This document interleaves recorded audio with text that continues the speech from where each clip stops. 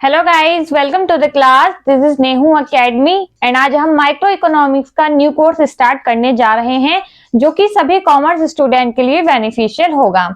So guys, आज की class में हम स्टार्ट करेंगे माइक्रो इकोनॉमिक्स का एक बहुत ही important topic, that is demand analysis. So guys, demand शब्द को समझने से पहले हमें इकोनॉमिक्स के कुछ बेसिक टर्म्स की नॉलेज होनी चाहिए, जैसे कि डिजायर एंड वांट। अगर हमें डिजायर एंड वांट की अच्छे से नॉलेज होगी तभी हम डिमांड को अच्छे से समझ पाएंगे। सो आइए स्टार्ट करते हैं। Desire is just a wishful thinking but don't have enough money to buy. Desire का मतलब होता है एक विशफुल थिंकिंग, हमारी इच्छा, हमारी विश। जैसे कि हम कलर टीवी खरीदना चाहते हैं बट कलर टीवी को खरीदने के लिए हमारे पास क्या है, पैसा नहीं है, हम एबल नहीं है कि हम कलर टीवी खरीद लें, तो इसी को हम बोलते हैं डिजायर।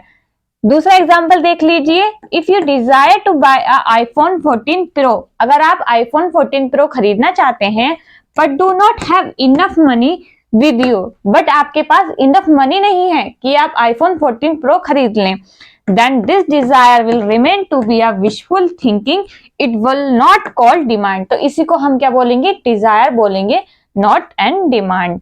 सो डिजायर क्या होती है, हमारी विशफुल थिंकिंग होती है, हमारी इच्छा होती है, बट उस इच्छा को पूरा करने के लिए हमारे पास पैसा अवेलेबल नहीं होता है। Now we will move to want. What is want? If we have enough money, अगर हमारे पास पैसा अवेलेबल है, यानी कि हमारे पास पैसा आ गया कहीं से, but not willing to spend it on product. हमारी डिजायर भी है कि हम आईफोन खरीदना चाहते हैं एंड हमारे पास पैसा भी अवेलेबल है, बट हम विलिंग नहीं है, हम उस टाइम पे अपना जो पैसा है वो आईफोन पे खर्च नहीं करना चाहते हैं, तो उसी को हम क्या बोलेंगे, वांट बोलेंगे। Now we will move to demand. What is demand?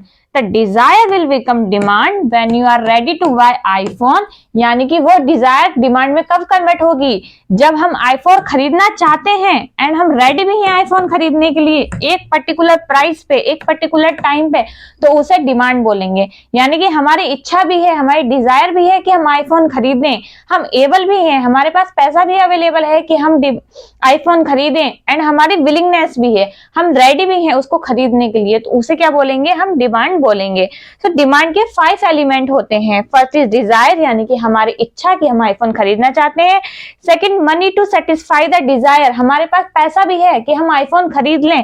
Third is willingness to spend the money, यानी कि हमारी इच्छा है, हम अपनी विलिंगनेस शो कर रहे हैं, हम रेडी हैं उस पर्टिकुलर टाइम पे आईफोन खरीदने के लिए। एंड प्राइस एंड टाइम, यानी कि पर्टिकुलर प्राइस पे, पर्टिकुलर टाइम पे हम कोई प्रोडक्ट खरीदते हैं तो उसे हम क्या डिमांड बोलते हैं। अब हम डिमांड की कुछ डेफिनेशन पढ़ते हैं। Demand refers to the quantity of commodity. Demand क्या है, क्वांटिटी ऑफ कमोडिटी है जिसे एक कंज्यूमर एबल है खरीदने के लिए एंड विलिंग है खरीदने के लिए ईच पॉसिबल प्राइस पे during a given period of time. यानी कि किसी प्रोडक्ट की वो क्वांटिटी जो एक कंज्यूमर खरीदने के लिए एबल है, रेडी है, उसे क्या बोलेंगे, हम डिमांड बोलेंगे।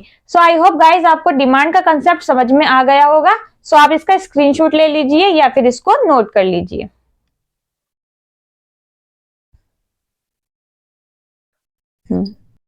सो गाइज, अब हम स्टार्ट करते हैं डिटर्मिनेंट्स ऑफ डिमांड कि what is determinants of demand. कौन कौन से ऐसे फैक्टर हैं जो हमारी डिमांड क्या करते हैं, अफेक्ट करते हैं।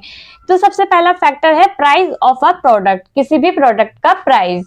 सो जो हमारी क्वांटिटेटिव डिमांड होती है उस पर जो प्राइस होता है उसका इफेक्ट पड़ता है, क्योंकि अगर किसी प्रोडक्ट का प्राइस इंक्रीज होता है या डिक्रीज होता है तो हमारी जो डिमांड है वो भी इंक्रीज या डिक्रीज हो जाती है।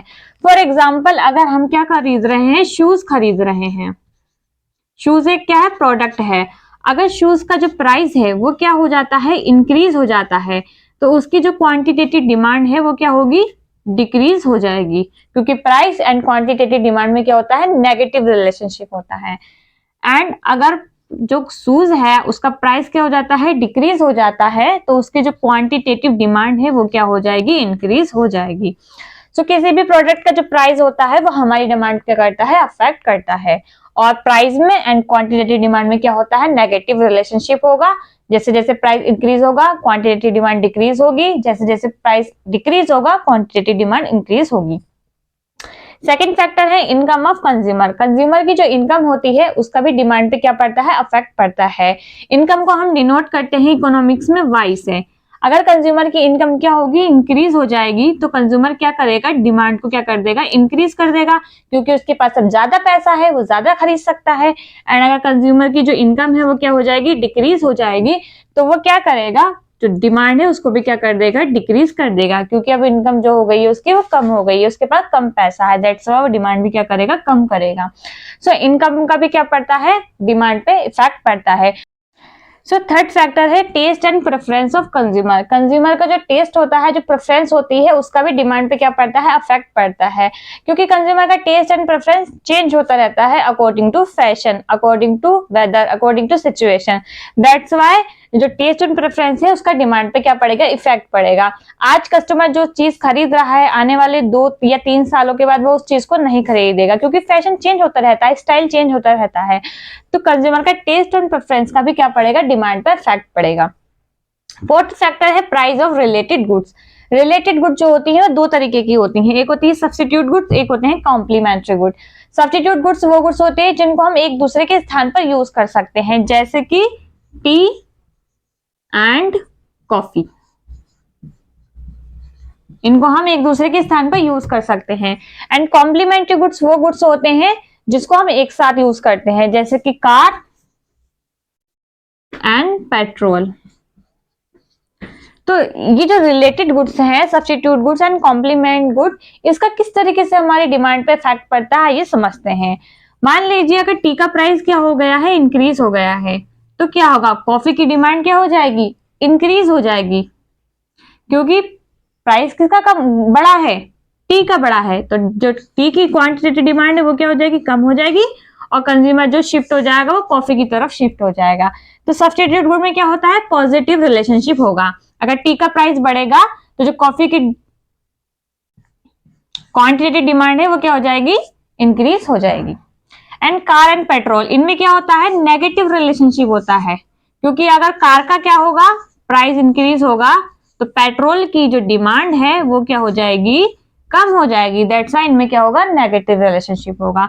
तो सब्स्टिट्यूट गुड में पॉजिटिव रिलेशन होता है, एक प्रोडक्ट का प्राइस बढ़ता है तो दूसरे की डिमांड ऑटोमेटिकली बढ़ जाती है।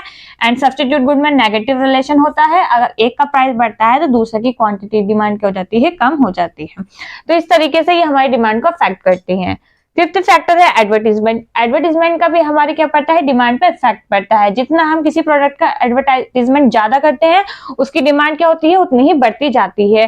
फॉर एग्जाम्पल अगर हम मान लो एक बाटा कंपनी है जो कि शूज बनाती है, वो क्या कर रही है, अपनी शूज को क्या कर रही है, बहुत ही ज्यादा एडवर्टाइज कर रही है, लोग उसके एड को ज्यादा से ज्यादा देख रहे हैं, तो जब वो ज्यादा देखेंगे तो उस चीज की डिमांड भी ज्यादा करेंगे। और अगर हम दूसरी तरफ किसी भी चीज की एडवर्टीजमेंट ही नहीं करते हैं, लोगों को पता ही नहीं चलता है प्रोडक्ट के बारे में, तो वो डिमांड भी क्या करते हैं, कम ही करते हैं। तो एडवर्टीजमेंट का भी हमारी डिमांड पे क्या पड़ता है, इफेक्ट पड़ता है। सिक्स फैक्टर है ग्रोथ ऑफ पॉपुलेशन।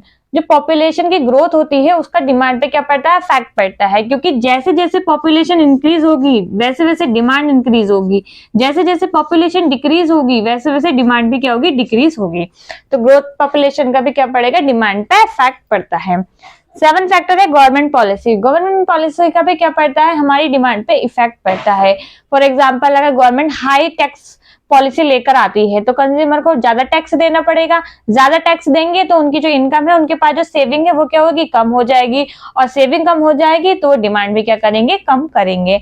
इसी के विपरीत अगर गवर्नमेंट जो है लो टैक्स पॉलिसी को लेके आती है तो कंज्यूमर को कम टैक्स देना पड़ेगा, जिससे कि उनकी सेविंग भी ज्यादा होगी, उनके पास पैसा ज्यादा बचा रहेगा, तो वो डिमांड भी क्या करेंगे, ज्यादा करेंगे।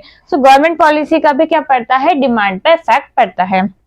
एंड लास्ट पॉइंट है हमारा क्लाइमेट कंडीशन।